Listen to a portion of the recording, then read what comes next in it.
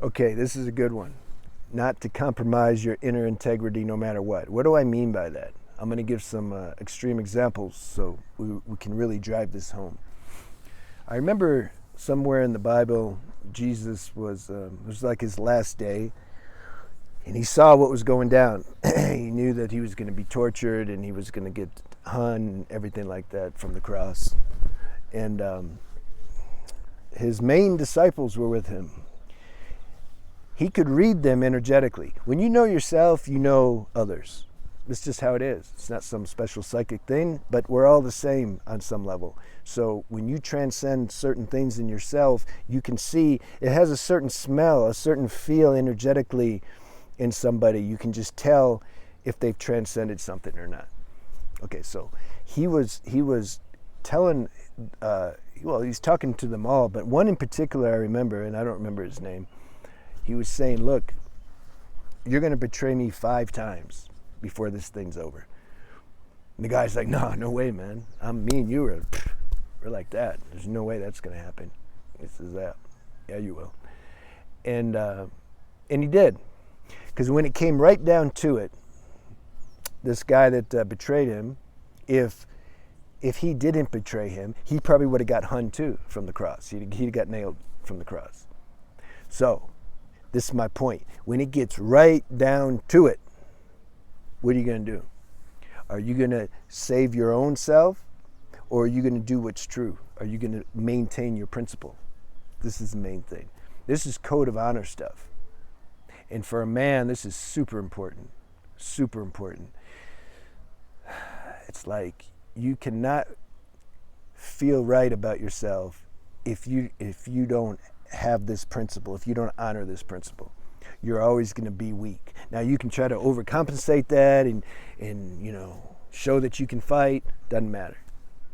I'm talking about when it comes down to like these examples. Why do we like that line in Scarface where he says, I got 2 things in life, my word and my balls, and I don't break them for nobody.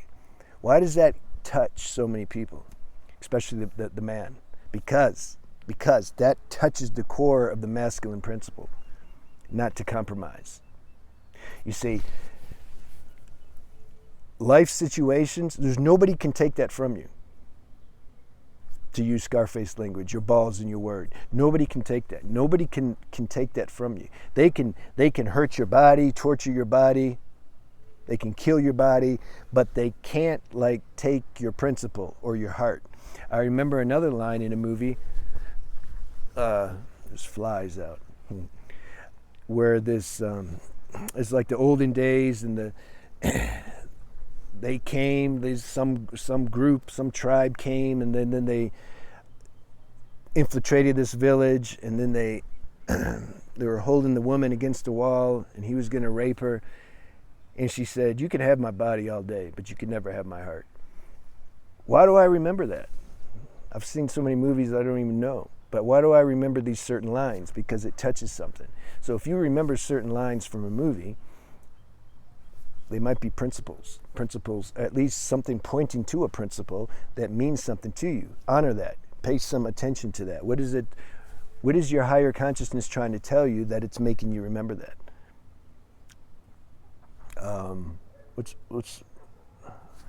Let me see. I made a couple notes. I don't want to miss stuff.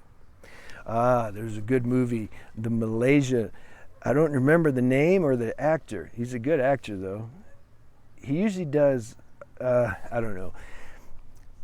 I think I remember one of the actors, Joaquin Phoenix. He was the one that had trouble. They go to Malaysia, and they were smoking a bunch of weed or something. Yeah, you don't want to do that in Asia, by the way, all right? Don't do it. They'll kill you. They can. Like, drugs for them is a big deal. So they went there. And for some reason, they had a bunch of weed or hash or something, and then the actor that I don't remember his name, he left Malaysia, came back to America. Joaquin's like, yeah, I'm going to catch up to you. Somehow the cops got him, they busted him, and he's sitting in prison, and they're going to execute him. The actor that I don't remember his name found out about it. He goes back Now, isn't that dicey? He knows, man, if I go back, they might kill me too. But that's his boy, that's his friend. They were in that together. Why did he get to escape and he didn't? Is there something he can do to help him? I don't remember. He thought there was. I mean, he didn't just go back and just, there was some way he could help him. I don't remember. This is an older movie. Anyway, it didn't work. And they put him in prison. And then, damn, should I tell you the end? I don't know. So they're going to execute his friend by hanging. And they had his friend outside. His friend was scared. His buddy's sitting in the cell looking through the bars, seeing him, and coaching him through the death. See, that's why he came back. He didn't know, but that's really, from my perspective, this is why he came back. To help him in that last moment. At least your buddy's there with you. Strong movie, isn't it? And he's like, just look at me, man. It's good. It's all right. Look at me. And they're putting the noose around his neck. He's like, just focus on me. I'm here with you. And then they hunt him. And then I don't know what happened to the guy. I can't remember his name. He got out of prison. They didn't hang him too. Anyway, that's backbone. That's integrity. That's principle. There you go. That's it. Do you have that? If you do honest introspection with yourself, would you do that? These are questions I like to talk about and I like to ask myself. These are the conversations I like to have. I don't know what everyone else is talking about. I just really don't know.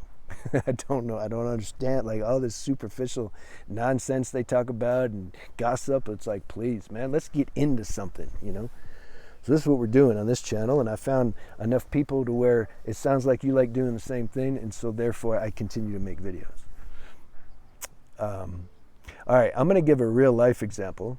I wish I could give another example besides this one, but this one's fresh, and so I have to give this. When I was doing plant medicine, I did it with this shaman for maybe,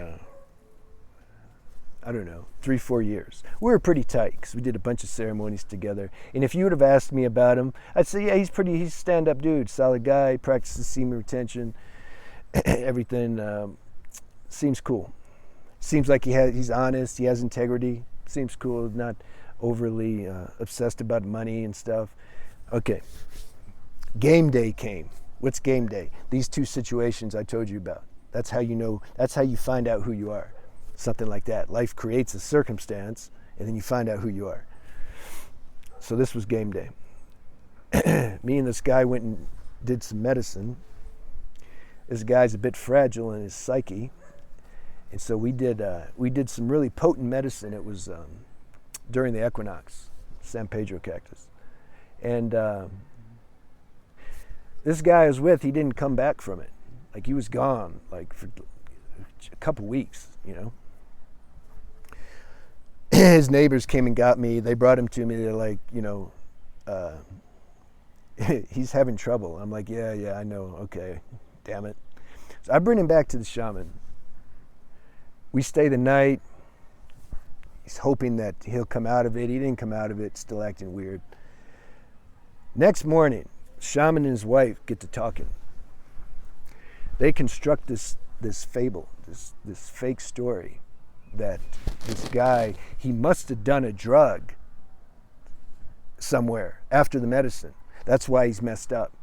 Now they know he didn't, you see. They know he didn't. But they're trying to save their ass because they didn't want the backlash and the reputation from the people in town or police, whatever. So they're thinking, how can we, self-preservation kicked in a very selfish way. And so then they're basically willing to sacrifice the person that they are responsible. They're the ones that gave him the medicine. And this is what they're willing to do. And then they ask me to co-join to co-sign on their story. So after that episode, I had no attraction to these people anymore. I just didn't talk to them anymore. Like, why? Like, you showed me your real character, man. Just I have no attraction to that. That's all. It's nothing. I'm not like I don't hate him. I feel bad for him actually. Because you suffer. When you have that degree of selfishness in you, you really believe like this is who you are. See, this is the thing. You have to have a somehow trust and dependence on the universe or existence that it's taking care of you, and that you need to honor your inner integrity, because this is going to be the best for you in the long run. You might suffer a little bit in the beginning and have some, who knows what can happen. You might go to jail, whatever. But when you look from a more eternal level, this is going to be best for you. I'm going to finish the story, but it just reminded me, there was a movie also about, I like movies. I haven't watched any in a couple of years, but these are all ones I've seen before. I'll watch a good one if it comes out. It's just hard to find good ones. They're all just, killing and sex, and it's like, man, give me a movie with some principle or something, Forrest Gump was a good movie. But there was a movie, it was recent. Don't remember the name. But some of you guys do. It's about the guy that started the whole Black Panther Party, okay? And then his right-hand man ended up working with this undercover cop to help bring down the guy that started the Black Panthers. And ended up getting him killed at the end, set him up.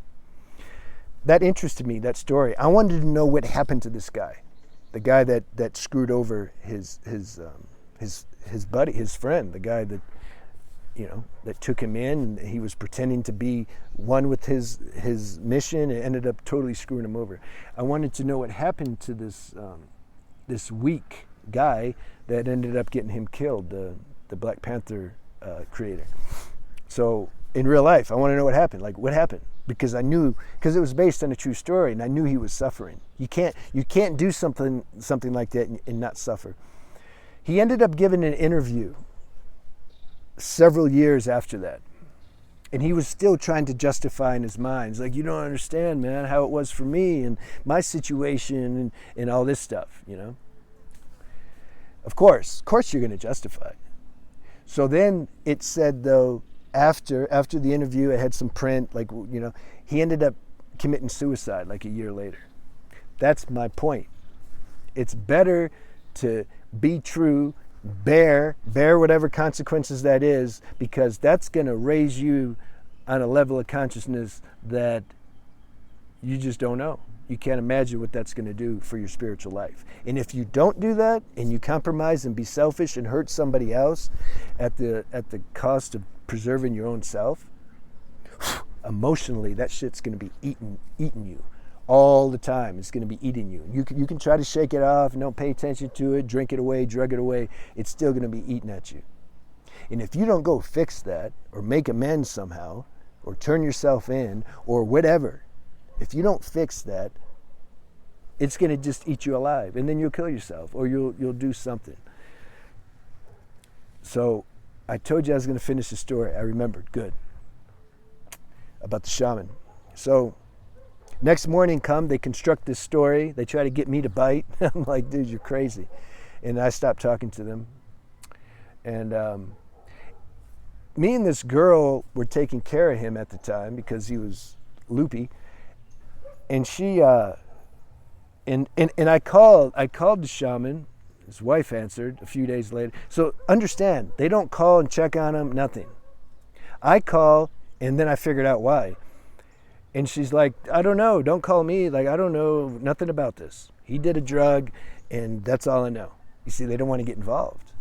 They've already made this story up that they're going to stick with, and so they don't. And they probably believed it their own self. That's the thing. When we're weak and we're scared, we start believing our own lies. That's sick. That's sickness.